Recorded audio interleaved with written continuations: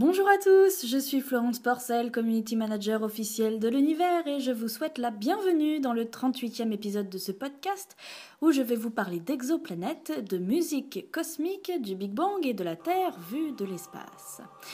Une fois n'est pas coutume, commençons en musique. Je voudrais vous signaler la sortie du dernier album de Florent Marchais, dont vous écoutez le titre d'ouverture là, que j'écoute en boucle moi-même depuis des semaines, sur les images du clip d'un autre morceau. Alors comme vous pouvez le constater, c'est un album qui nous emmène très très loin dans l'espace et dans le temps.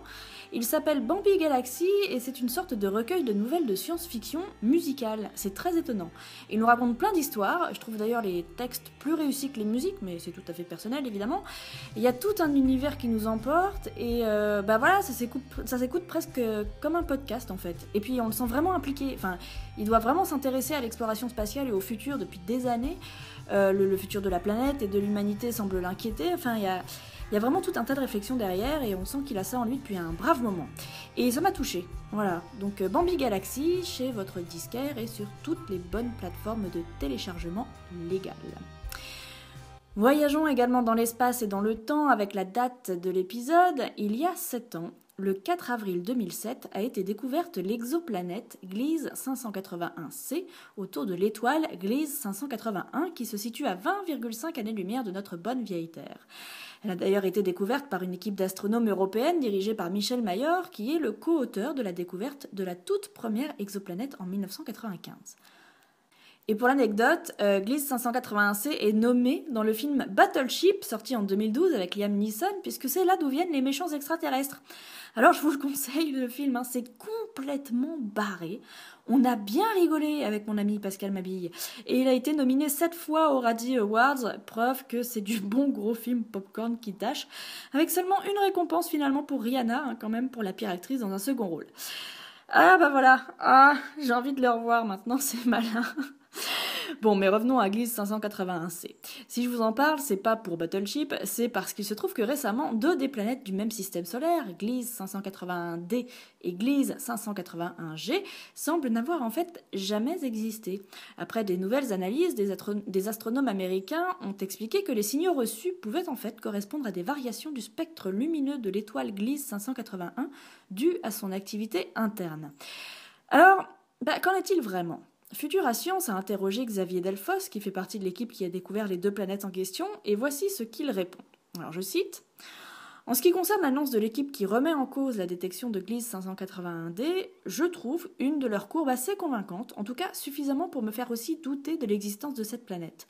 Je ne dis pas que l'histoire est terminée, mais que le doute est permis pour l'instant.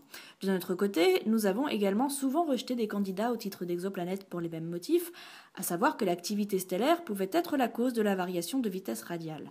Pour Gliese 581, la situation est tout de même complexe parce que les signaux permettant de suspecter que son activité est à l'origine des variations observées n'existent qu'à certains moments et il n'était notamment pas visible lorsque nous avons publié des résultats portant sur la découverte de cette exoplanète. Il va falloir continuer à chercher et à comprendre ce qu'il se passe autour de cette étoile en ayant des données sur des durées plus longues. Voilà, fin de citation. Il faudra donc attendre de nouvelles analyses et en attendant, comme dirait Étienne Klein, il faut se hâter de ne pas conclure. Et d'ailleurs, Xavier Delfosse avait été interrogé sur son métier d'astronome et en quoi ça consistait au quotidien. Je vous laisse découvrir sa réponse. Les premiers souvenirs que j'ai d'un intérêt à l'astronomie, je devais avoir dans les 12-13 ans, quelque chose comme ça. Et il est passé à la télé une émission de Carl Sagan qui est fameux, qui s'appelle Cosmos, qu'on n'a malheureusement pas repassé depuis longtemps à la télé. Et ce que je me rappelle, c'est qu'au début de cette émission, je n'avais pas d'intérêt particulier pour l'astronomie, et qu'après avoir regardé la première émission, je les ai toutes dévorées, et que dans l'année qui suit, je devais acheter 3 ou 4 livres d'astronomie. J'ai fait des études classiques, on va dire, à l'université. À l'époque, c'était le DUG, maintenant c'est devenu la licence. Donc DUG, maîtrise, DEA, ce qu'on appelle master maintenant, tout à Grenoble, jusqu'à temps ensuite de faire une thèse également à Grenoble. Après ma thèse, qui était sur le sujet des naines brunes, je suis parti en ce qu'on appelle en position postdoctorale, donc en dehors de mon laboratoire et en dehors de la France. J'ai passé une année à l'Observatoire de Genève, dans l'équipe de Michel Mayor, où j'ai découvert ma première planète. Puis j'ai passé 2 ans à l'Institut des Canaries, l'Institut d'astrophysique des Canaries, dans l'équipe de Raphaël Rebolo, où j'ai passé 2 ans en travaillant plus les naines brunes.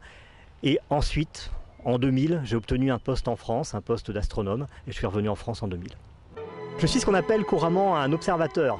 C'est-à-dire que l'essentiel de mon travail repose sur l'utilisation de données prises au télescope. Alors des télescopes qu'on n'a pas ici, qu'on n'a pas à Grenoble. À Grenoble, on a un petit télescope, mais plus pour faire des TP. J'utilise des télescopes au Chili ou à Hawaï, des télescopes européens. Alors cependant, observateur, ça ne veut pas juste dire récupérer des données et dire « Ah, là, il y a quelque chose ». Ça veut dire d'abord participer avec toute l'équipe qui conçoit les instruments pour optimiser l'instrument vers l'objectif scientifique qu'on lui a donné. Ça veut dire ensuite, bien sûr, utiliser cet instrument, l'observer avec, optimiser toute l'analyse des données, donc travailler avec des gens spécifiquement pointus dans le domaine d'extraire toute l'information des données. Ça veut dire, une fois que les données sont là, travailler avec les gens qui font des modèles pour interpréter ces données, pour voir qu'est-ce qui est dans ces données. Et puis même au-delà de ça, une fois que quelque chose a été découvert, c'est travailler notamment avec des gens qui font de la théorie pour comprendre, à partir de nos données, qu'est-ce qu'on peut contraindre sur l'objet astrophysique qu'on observe. On voit qu'il y a beaucoup de travail avec des collègues à travers le monde. Donc ça représente beaucoup de temps d'échange, de discussion. Il y a également besoin d'un certain nombre de moyens. Et ça représente également beaucoup de temps avec l'administration pour obtenir les moyens, pour piloter tous ces programmes. Et puis, en fonction du temps de carrière, le travail évolue. Au début d'une carrière, on est beaucoup dans les données, beaucoup sur l'informatique, en train de faire l'analyse, en train de vraiment de travailler. Et puis plus ça va, plus dans un rôle de management des étudiants, des postdocs, de collaboration, de lutte politique aussi, il ne faut pas se cacher, pour pouvoir faire construire un instrument plutôt qu'un autre. Et il y a des intérêts divergents dans la communauté, et il faut faire en sorte que ce soit ces intérêts qui l'emportent. Et puisque c'est grâce à la série Cosmos version Carl Sagan qu'il est devenu astronome, j'en profite pour vous signaler que Cosmos version Neil deGrasse Tyson, que j'ai enfin pu voir et qui est un chef-d'œuvre et qu'on devrait diffuser dans les écoles du monde entier, cette série a 12 nominations aux Emmy Awards, qui sont les Oscars de la télévision. J'espère bien qu'il aura les 12 parce que c'est largement mérité. Du côté des infos, restons du côté des astres que l'on découvre, mais plus proche de nous cette fois avec cette nouvelle étonnante. Une lune de Saturne est en train de naître sous nos yeux dans ses anneaux. C'est bien sûr la sonde Cassini qui a pu nous montrer ça. La NASA a annoncé la nouvelle le 14 avril dernier, même si cette photo date du 15 avril 2013. Il faut toujours du temps pour obtenir des données plus précises et confirmer une découverte. Parce que, rappelez-vous, dans le domaine des sciences... Il faut se hâter de ne pas conclure. Voilà. Ce qu'on voit sur l'image est une perturbation qui fait environ 1200 km de long sur 10 de large, et elle serait donc provoquée par un embryon de lune qui fait pour l'instant 1 km de diamètre. C'est rien du tout, mais le chercheur qui l'a trouvé a tenu à lui donner un nom, Peggy, parce que c'est le prénom de sa belle-mère qui fêtait ses 80 ans au moment où il a fait la découverte. C'est choupinou, hein? Oh, je trouve ça génial. Bon, en tout cas, on ne sait pas trop ce qui va advenir de ce petit corps cosmique, soit son développement va s'arrêter très vite, soit il va se désagréger, soit il va continuer à se développer pour ensuite quitter les anneaux et devenir un satellite à part entière. Quelle que soit l'issue, c'est de toute façon une aubaine pour les scientifiques qui ont plusieurs théories pour expliquer la formation des lunes de Saturne à partir de ces anneaux et qui ne savent pas encore quelle est la bonne. La petite Peggy pourrait donc apporter des éléments de réponse et permettre d'affiner les scénarios. À suivre donc. Maintenant, une image. Et une image qui vaut tous les mots de l'histoire de l'humanité. Elle date de fin mai dernier, lors de la conférence de presse qui a précédé l'envol de 3 astronautes vers l'ISS, qui s'y trouve toujours à l'heure où je vous parle. Alors pour vous situer le contexte, c'était le tout début de la crise en Ukraine qui a refroidi considérablement les relations entre les États-Unis et la Russie, notamment. Alors c'est ballot quand on sait que dans le domaine du spatial, ils travaillent ensemble depuis des décennies, et plus que ça même, ils ont besoin l'un de l'autre depuis l'arrêt des navettes spatiales américaines. Les États-Unis ne peuvent pas envoyer d'astronautes dans l'espace, ils sont donc dépendants des Russes pour l'ISS. Et d'un autre côté, la Russie a besoin de l'argent des Américains, 70 millions de dollars par siège pour l'ISS par exemple, pour faire tourner leur agence spatiale. Bref. Et avec la crise de l'Ukraine, la NASA a demandé à ce que plus aucun de leurs employés n'ait de contact avec les Russes, même par mail, visioconférence et tout ça, sauf en ce qui concerne l'ISS. Mais ambiance, grosse ambiance. Et du côté russe, le gouvernement a fait savoir que s'ils continuaient comme ça, ils n'auraient qu'à envoyer leurs astronautes dans l'espace avec un trampoline. Très tendu tout ça donc. Et justement, l'équipe en partance pour la station était composée d'un Russe, d'un Allemand et d'un Américain. Et un journaliste demande quelles implications la crise ukrainienne a eues au sein de leur équipe. Et voici leur réponse.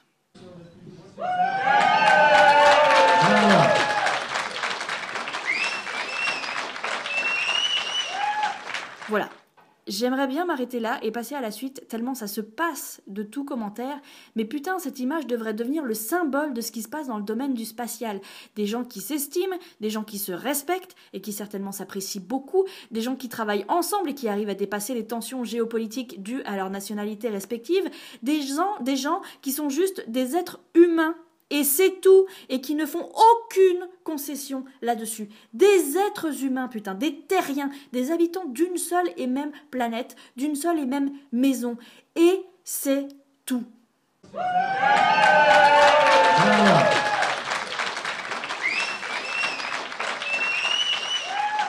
Et de nombreux astronautes répètent à l'envi que dans le futur, quand ce sera techniquement possible, chaque habitant de la planète devrait faire un vol pour aller contempler la Terre de là-haut et faire prendre conscience d'abord que la Terre est un vaisseau spatial perdu dans l'immensité de l'espace et que c'est notre unique et seule oasis, et donc on doit la préserver, et ensuite pour faire prendre conscience qu'on est tous des habitants d'une même maison et qu'il n'est d'ailleurs pas utile de monter très haut pour que les frontières disparaissent. Et peut-être que ça changerait le monde. En tout cas, moi, cette image, elle me fait pleurer à chaque fois. Et elle illustre parfaitement bien une des principales raisons pour lesquelles j'aime autant le spatial et les sciences qui l'accompagnent. Et pour rester dans le cœur du sujet, voici la rubrique des tweets. Et celui-là est un selfie de l'astronaute Rick Mastracchio, posté le 23 avril dernier, où on voit nettement un sourire, séparé de l'espace par seulement la fine cloison de son casque sur fond de terre.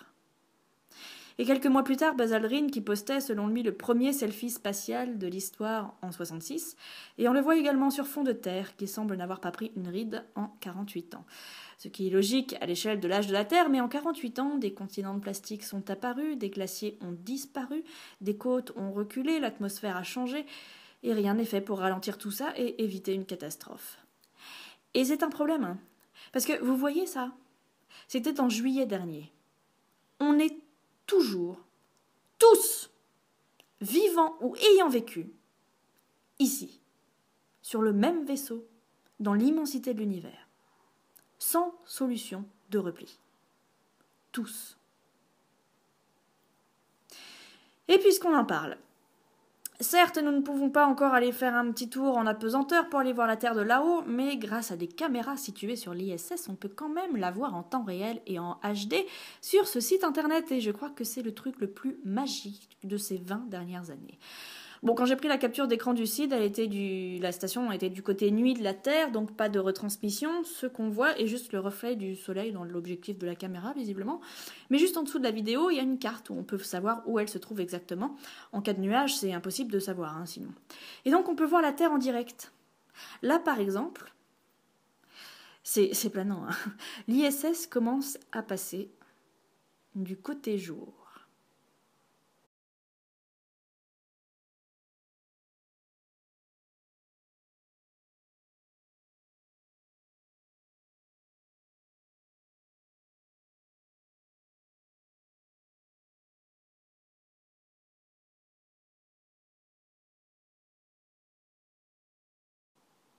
Un peu plus tard, la voici au-dessus de l'Espagne et du Portugal.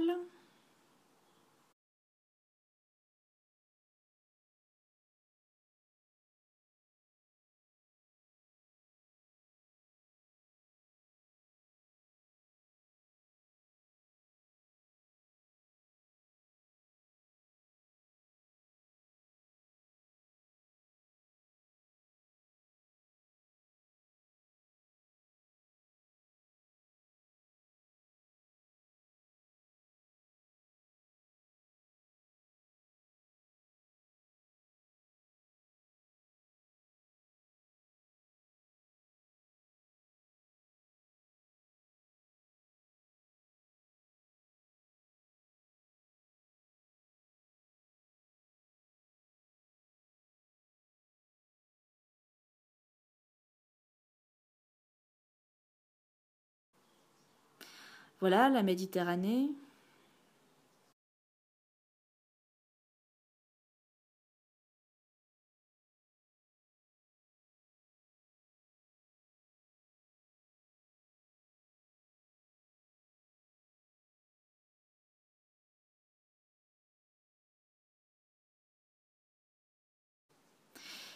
Et puis là, c'est en plein cœur de l'Afrique.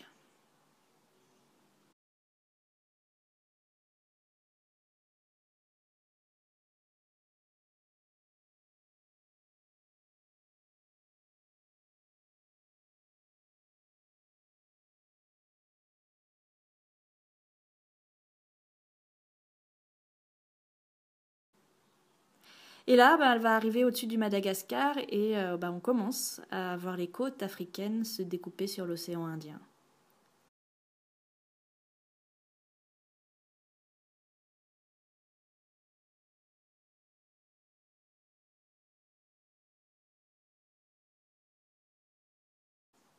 C'est planant, c'est fascinant, c'est hypnotisant, c'est grisant, c'est magique, c'est notre planète en temps réel. Et ça peut être très romantique à regarder aussi. Pensez-y si vous n'avez pas de coucher de soleil sous la main et que vous voulez prendre votre temps avec votre nouveau ou nouvelle dulcinée. Parce que parfois, c'est vrai que... Il faut se hâter de ne pas conclure. Bon, trêve de plaisanterie, revenons aux choses sérieuses. Très sérieuses même, puisque c'est un événement qui a fait l'effet d'un Big Bang dans tous les sens du terme. Il y a quelques semaines, une équipe de chercheurs américains a annoncé avoir détecté directement des ondes gravitationnelles, ce qui est une grande première déjà, et qui en plus proviendrait du Big Bang, ce qui confirmerait la théorie.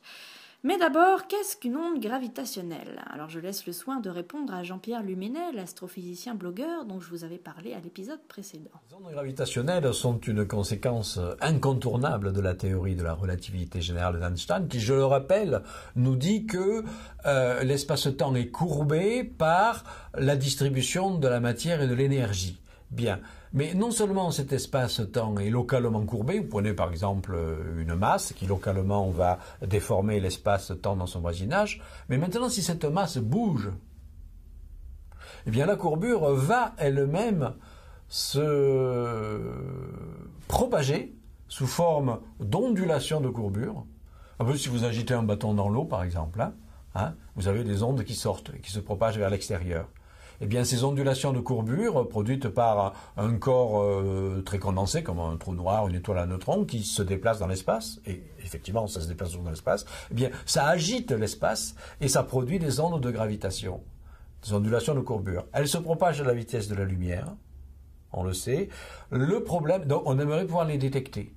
Si on les détecte, c'est encore mieux que les photons et mieux que les neutrinos.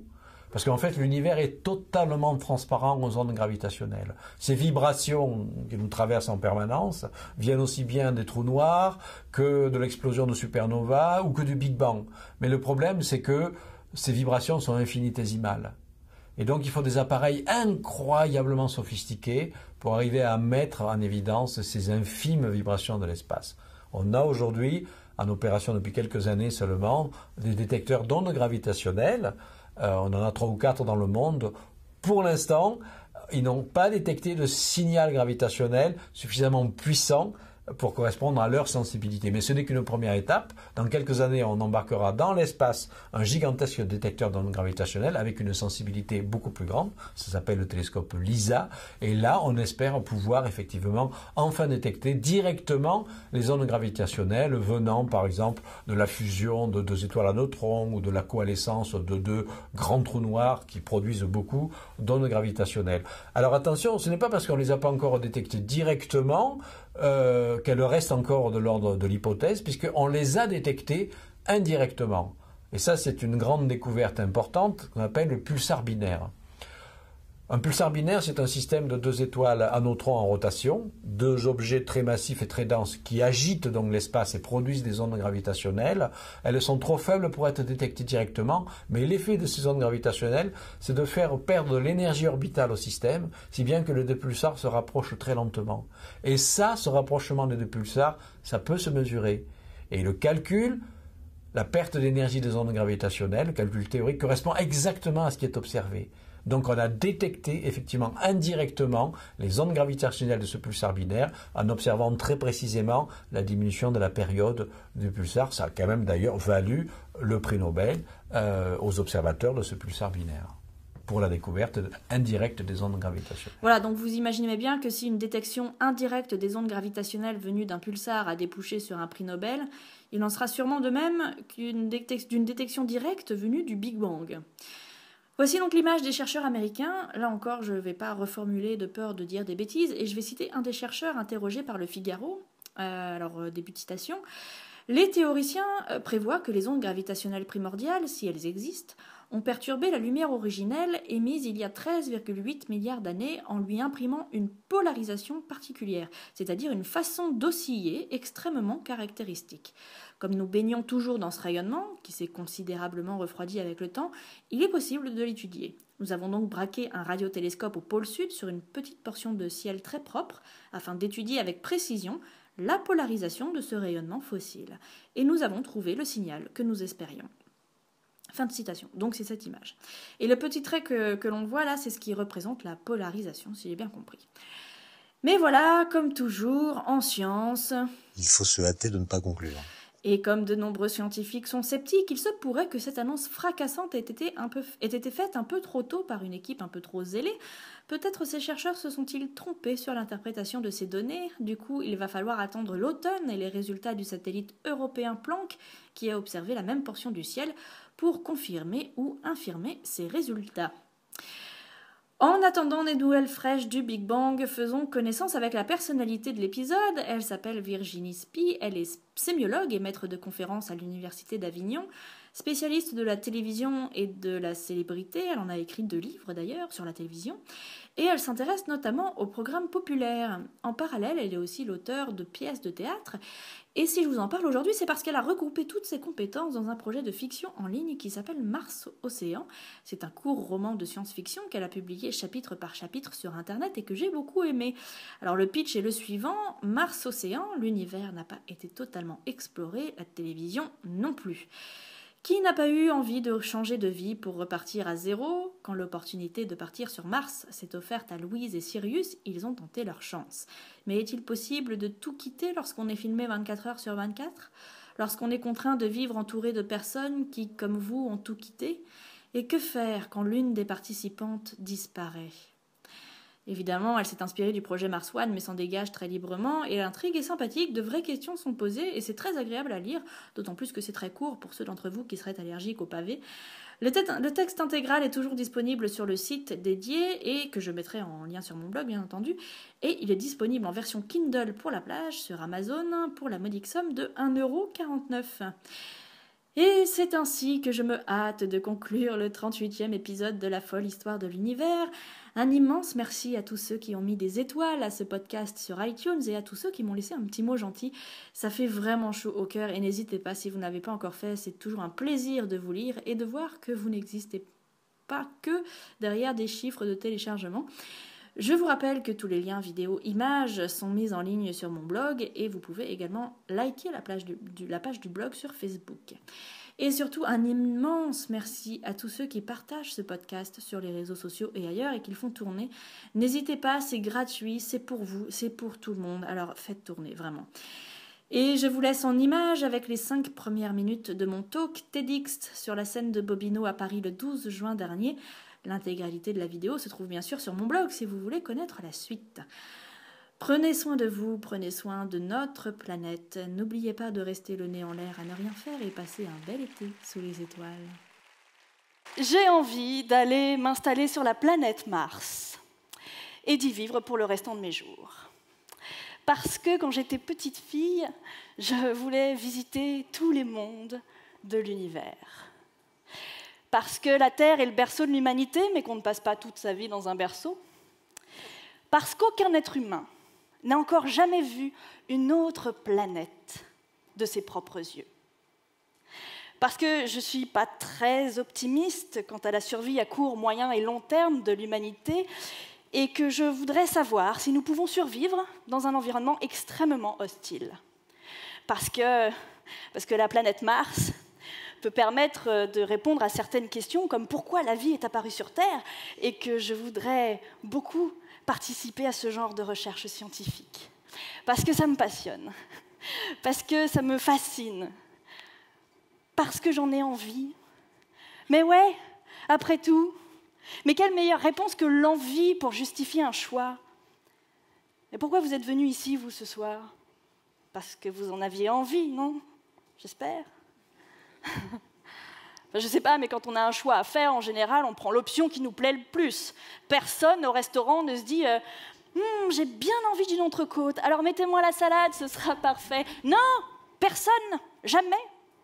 Alors vous allez prendre l'entrecôte parce que vous en avez envie, mais il y aura toujours quelqu'un pour vous dire « Oui, mais attention, tu as déjà mangé de la viande rouge hier, tu sais, ça ne se fait pas. » Ça ne se fait pas. Quand j'étais ado, comme beaucoup d'ados, j'écrivais des chansons et des poèmes. J'aimais particulièrement les sonnets et les alexandrins, et pour les chansons, j'essayais d'utiliser un vocabulaire et des tournures de phrases un peu élaborées. Quelques années plus tard, je cherche un job pour financer mes études. Je réponds à l'annonce d'un vieux monsieur qui cherche une aide administrative, je me présente chez lui, et au cours de la conversation, j'apprends qu'il est président d'une association de poètes. Je lui dis que moi aussi j'écris des poèmes, il me demande quel genre de poèmes, je lui réponds que j'aime particulièrement les sonnets et les alexandrins. Et là, il a un petit rire très méprisant, très blessant, et il me dit « Mais ça ne se fait plus, ma petite, on n'écrit plus de sonnets ni d'alexandrins depuis très longtemps. » Je ne décroche pas le job et j'arrête d'écrire des poèmes. Peu de temps après, je me présente au concours d'entrée de l'école d'auteurs-compositeurs d'Alice Donat. Je m'installe au piano et j'interprète de mon mieux, évidemment, la chanson que j'ai composée et que j'ai écrite de manière un peu élaborée. Je joue le dernier accord, et là, un silence un peu trop long à mon goût s'installe. Alice Donat finit par prendre la parole et me pose cette simple question. « Est-ce que vous vous sentez bien dans votre époque ?» Oui, voilà, je suis complètement déstabilisée. Du coup, elle s'explique. Non, mais parce qu'en fait, on dirait que vous parlez comme dans les liaisons dangereuses. Ça ne se fait plus, on n'écrit plus de paroles de chansons comme ça. Je suis recalée et j'arrête d'écrire des chansons. Quelques années plus tard, Patrick Poivre d'Arvor organise un concours littéraire pour fêter les 20 ans de son émission Vol de nuit. Il faut écrire un texte sur un personnage de la littérature qui nous a marqués. Je me souviens du vieux monsieur poète, je me souviens d'Alice Donat. J'essaye donc d'écrire un texte sur un personnage qui m'a plu, mais bon, enfin voilà, sans en plus en fait. Et je n'y arrive pas. Je n'y arrive pas. C'est tout ce que je fais, c'est mauvais. Je jette, je sais pas, 20 brouillons, ça me saoule, je finis par abandonner. Quelques semaines se passent, et puis le jour de la fermeture du concours, je ressens le besoin d'écrire ce que j'avais dans les tripes depuis le début. J'ouvre un document Word. 30 minutes plus tard, mon texte était prêt, je le relis à peine et je l'envoie. J'ai gagné le concours. Je l'ai gagné, avec un texte sur le vicomte de Valmont, des liaisons dangereuses, que j'ai écrit entièrement en alexandrin.